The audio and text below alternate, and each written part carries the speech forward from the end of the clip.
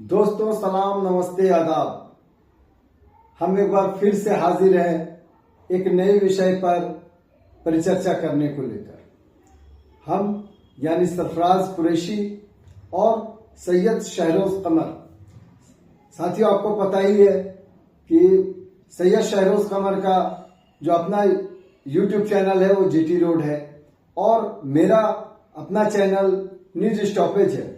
तो दोस्तों, आगे बढ़ने से पहले इसे सब्सक्राइब कर लें और लाइक शेयर कमेंट्स भी किया करें दोस्तों हमारे वीडियोस को। आज हम जिस मामले पर चर्चा करने आए हैं वो देश भर में खूब चर्चित हो रहा है। दोस्तों, लोकसभा में काफी हंगामा हुआ नीट को लेकर। इस बीच में एक जो सबसे ज्यादा चर्चा रहा वो बिहार रहा। और बिहार भी क्यों रहा? नीतीश कुमार के कारण, यानी जदयू के कारण। दरअसल जदयू के राष्ट्रीय कार्यकारिणी की बैठक दिल्ली में हुई और ऐसा माना जाता है कि जब भी जदयू की बैठक होती है कुछ न कुछ नए चौंकाने वाले मामले सामने आते हैं या फिर पार्टी जो है वो समर्थन चेंज कर देती है।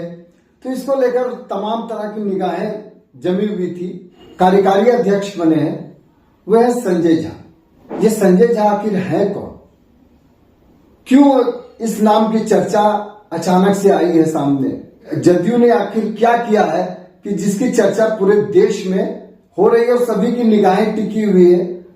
तो शहरोज साहब बताएं आप। देखिए सरफराज, आज की जितनी पार्टियां हैं दरअसल प्राइवेट लिमिटेड कंपनी हो गई। पहले कहा जाता था कि जितनी छोटी पार्टियां हैं, क्षेत्रीय दल है, वो प्राइवेट लिमिटेड कंपनी है। जैसे कि राजद आरजेडी यानी कि लालू प्रसाद यादव, जैसे कि जेएमएम यानी कि शिबू सोरेन या हेमंत सोरेन, जैसे कि शिवसेना यानी कि उद्धव ठाकरे, समाजवादी पार्टी यानी कि अखिलेश यादव, और अब वैसे ही नेशनल पार्टियां भी हो गई। भाजपा यानी कि मोदी यानी कि भाजपा, कांग्रेस यानी कि गांधी परिवार यानी कि कांग्रेस। तो वैसे ही ये भी पार्टी रही है नीतीश कुमार की जदयू यानी कि नीतीश कुमार यानी जदयू। और देखिए, जदयू जो है नीतीश कुमार की पार्टी या नीतीश कुमार, जब कुछ खेला करना होता है सरफराज तो नीतीश कुमार खामोश हो जाते हैं।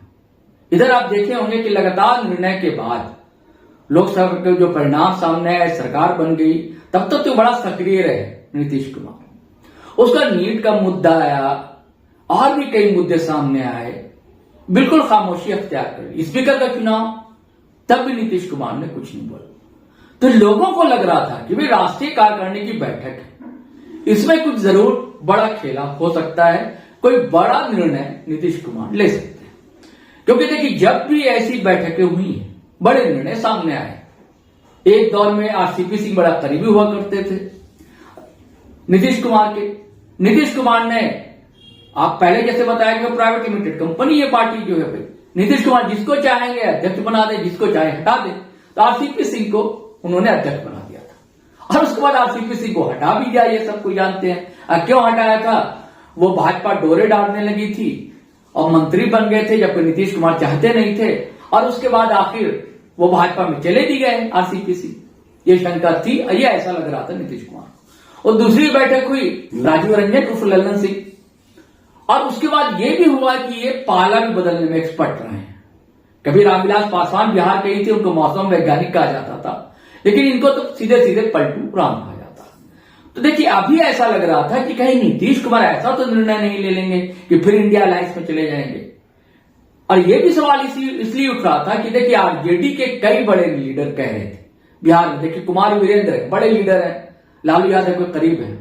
और एक चीज सरफराज और जानना चाहिए हम लोगों को कि किसी भी दल में रहे नीतीश कुमार, किसी भी अलायंस में रहे, लालू प्रसाद यादव से दोस्ती बनी हुई है और कभी भी बातचीत उनकी बंद नहीं होती है। बहुत कम लोग जानते होंगे, फोन पर तो बातचीत नीतीश कुमार की लालू प्रसाद की हमेशा होती रहती है।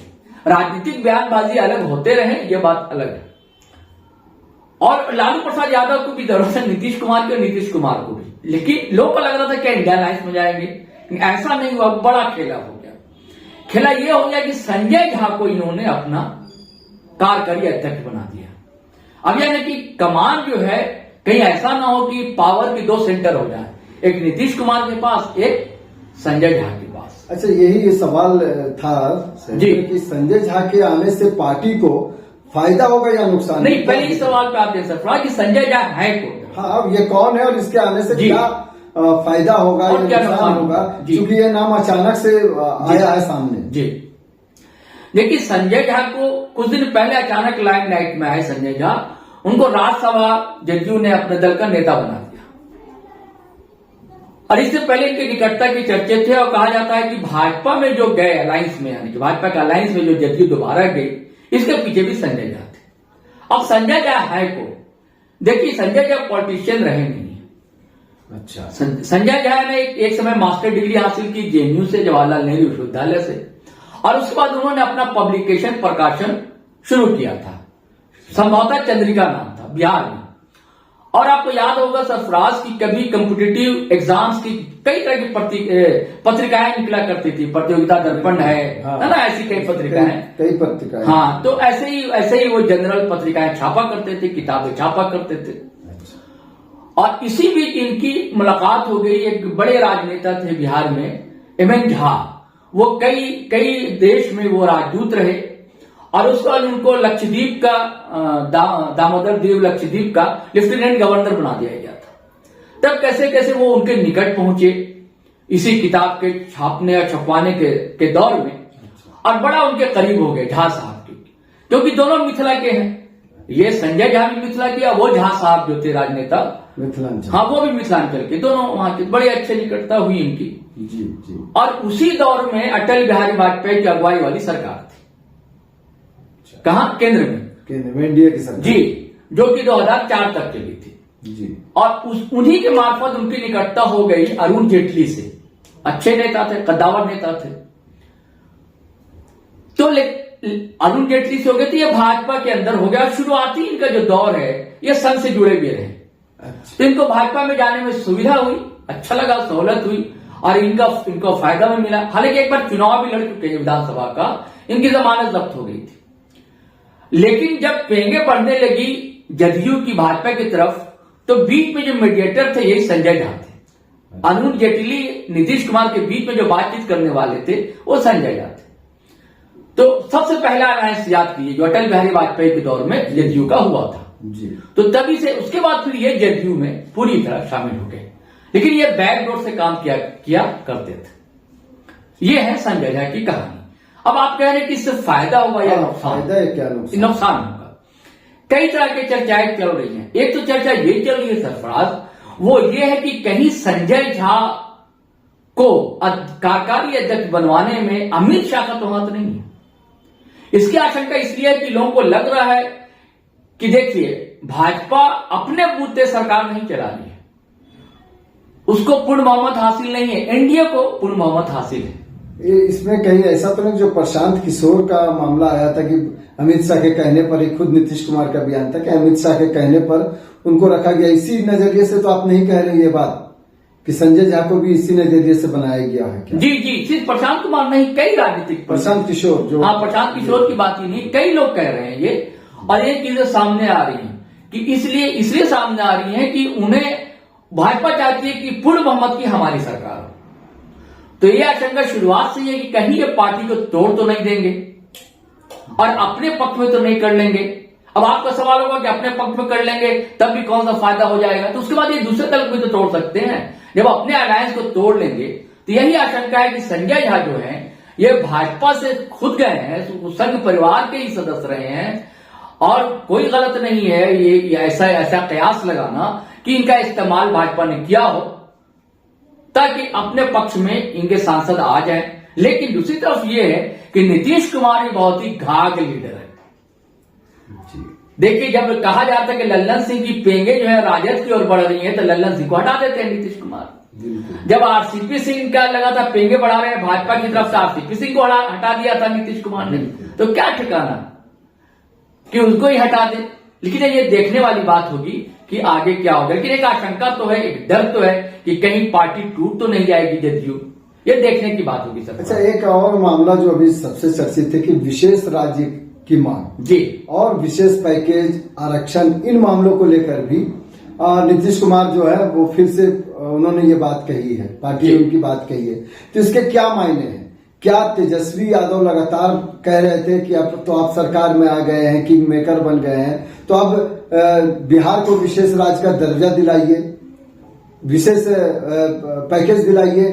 तो इन मांगों से क्या तेजस्वी यादव विधानसभा को ध्यान में रखकर नीतीश कुमार ने ये मांग ली है कि तेजस्वी यादव का मुंह बंद हो जाए, या फिर भाजपा पर प्रेशर पॉलिटिक्स शुरू कर दिए जदयू ने? इसको किस नजरिए से देखते हैं? देखिए, दो तीन चीजों को हम लोग को देखना होगा।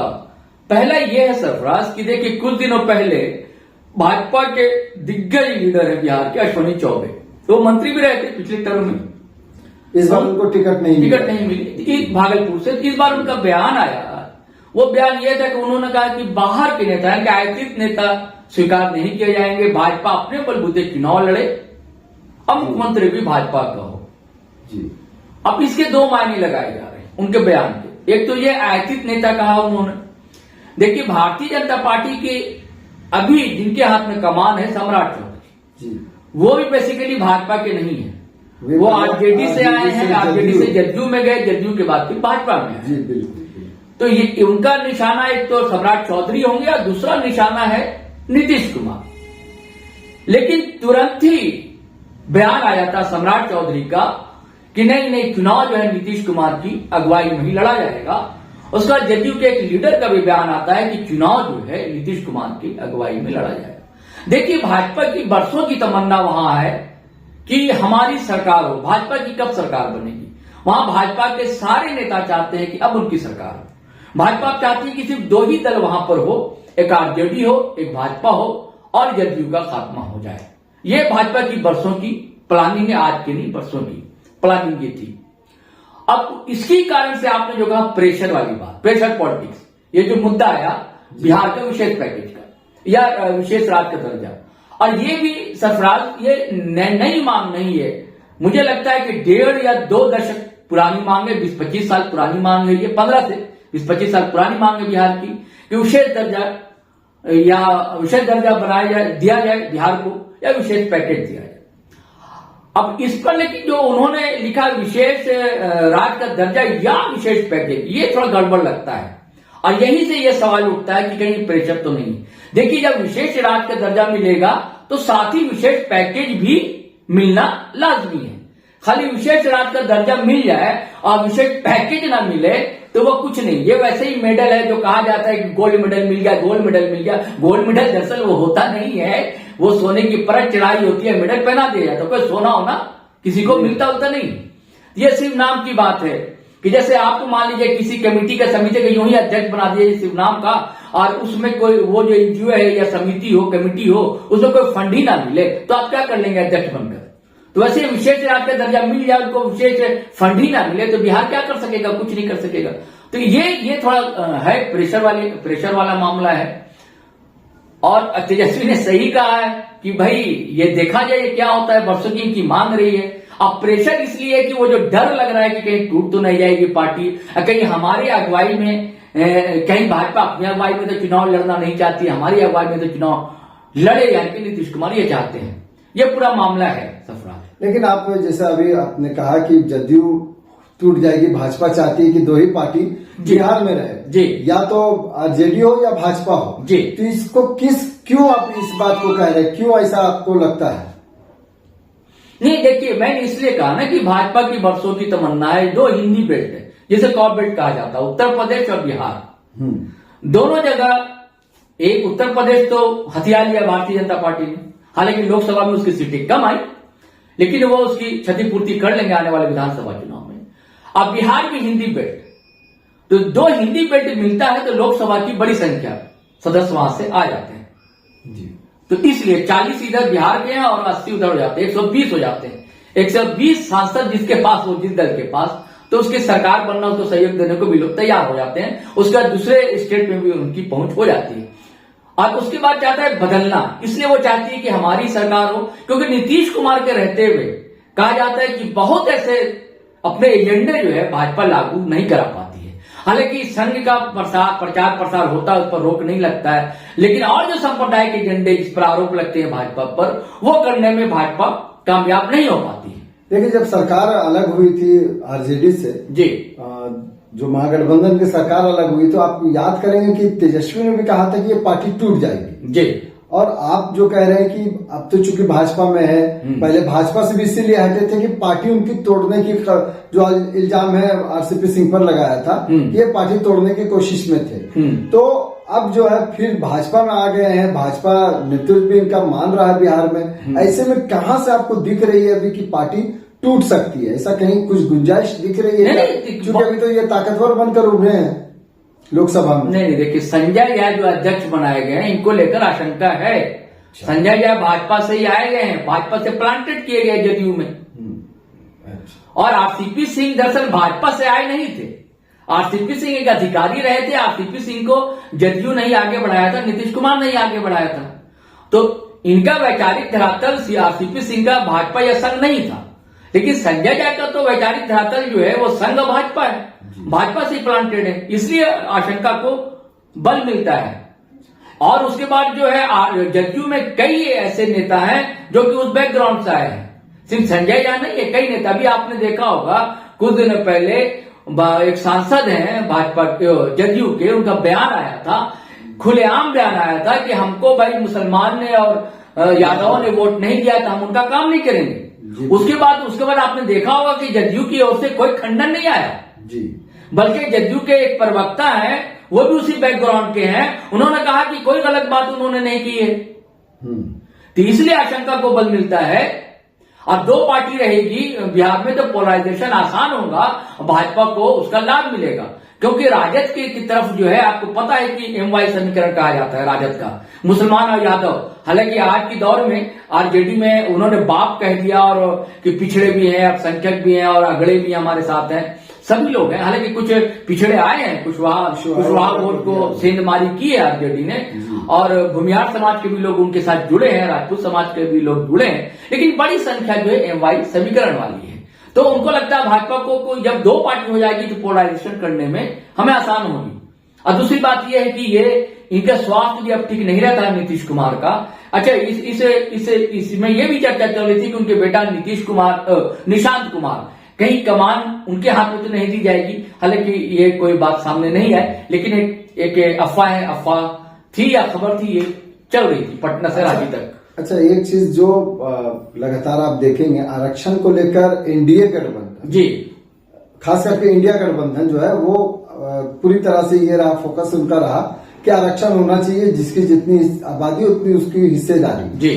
और जब महागठबंधन की सरकार थी बिहार में, आरजेडी के सहयोग से जो सरकार चला रहे थे नीतीश कुमार, उस वक्त भी आरक्षण को लेकर इन्होंने तैयारी शुरू की, आरक्षण कराया, सर्वे कराया आरक्षण को लेकर ही।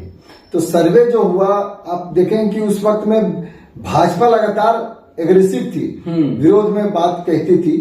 अब नीतीश कुमार चूंकि भाजपा के साथ है, अब विरोध में तो बोल नहीं पा रहे हैं। और आपने देखा होगा कि अभी जो इनकी कार्यकारिणी की बैठक थी, उसमें आरक्षण को लेकर भी चर्चाएं हुई है। तो इसको किस नजरिए से देखते ये सवाल छूट गया था? देखिए, मतलब नीतीश कुमार का ये सपना है और नीतीश कुमार का प्रमुख एजेंडा है, क्योंकि उनके वोट का आधार वही है बिहार में, और इसका सहयोग मिला था आरजेडी का भी उनको। हालांकि शुरुआती दौर में कहा जाता है कि मोदी के पास सारा प्रतिनिधिमंडल गया तो उसमें भाजपा के भी लोग शामिल थे। भाजपा अपना लाभ लेने के लिए हमेशा कहती रही है कि नहीं, हम भी चाहते हैं कि आरक्षण मिले। लेकिन अब जब हाईकोर्ट का पटना हाईकोर्ट का फैसला आ गया कि भाई इसकी एक सीमा होती है, इतने सीमा तक हम आरक्षण नहीं दिया जा सकता, तो अब एक नियम है कि 9वें शेड्यूल एक होता है संविधान में, अगर उसके अनुसार उसमें अगर अनुमति मिल जाए तो फिर आरक्षण की सीमा बढ़ाई जा सकती है बिहार में।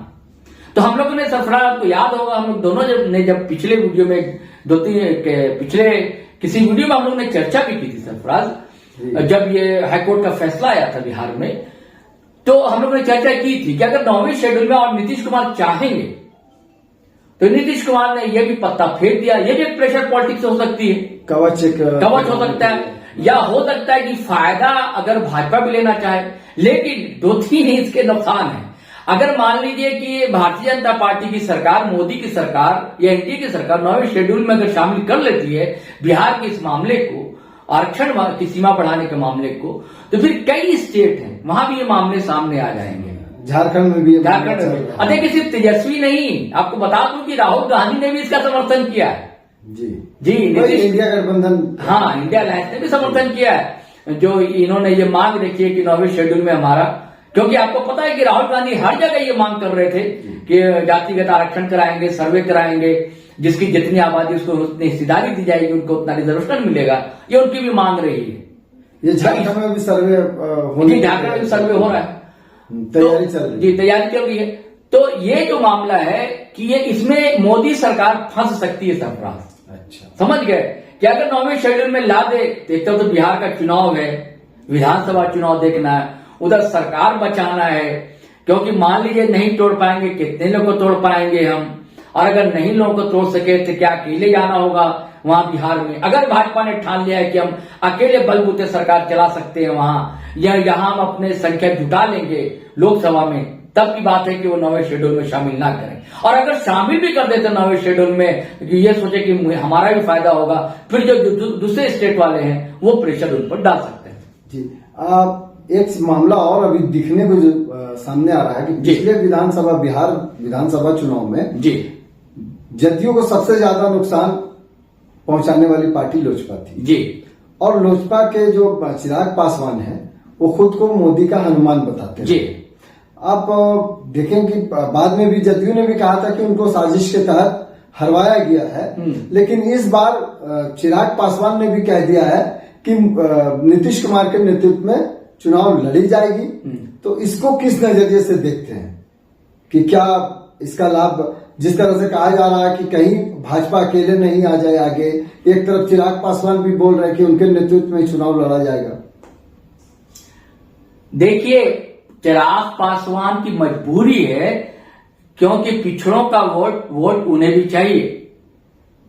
दलित के बड़े लीडर बतौर चिराग पासवान खुलकर सामने आए, और जो चिराग पासवान के कारण विधानसभा में सीटें घटी थी, उसके पीछे सिर्फ चिराग पासवान नहीं थे, उसके पीछे भारतीय जनता पार्टी थी। और ये बातें नीतीश कुमार भी जानते हैं, अच्छी तरीके से जानते हैं, और नीतीश कुमार की पार्टी जदयू, उसके लोग भी अच्छी तरीके से जानते हैं। ये बातें हो भी रही थी कि भाजपा ने जी। तो ये जो गठबंधन है, ये अवसरवादी गठबंधन है, और चिराग पासवान की मजबूरी है, गठबंधन में एनडीए में है भैया। तो जो गॉडफादर बोलेंगे, जो भाजपा बोलेगी, तो वो तो चिराग पासवान को बोलना है।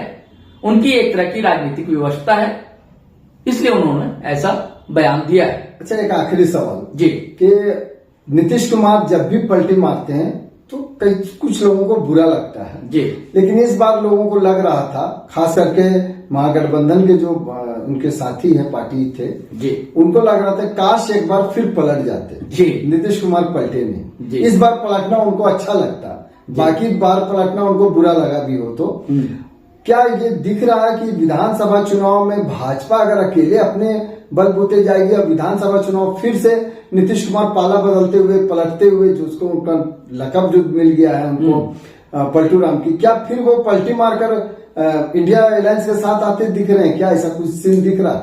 देखिए, मैं हमेशा कहता हूं कि राजनीति संभावनाओं का खेल है, संभावनाएं बनी रहती हैं, और इसमें कभी किसी का दरवाजा खिड़की बंद नहीं होता है। जबकि आपको याद होगा कि जब ये आरजेडी के साथ थे, महागठबंधन में थे, तो नीतीश को अमित शाह ने कहा था कि अब दरवाजे हमेशा के लिए नीतीश कुमार के लिए बंद हो गए।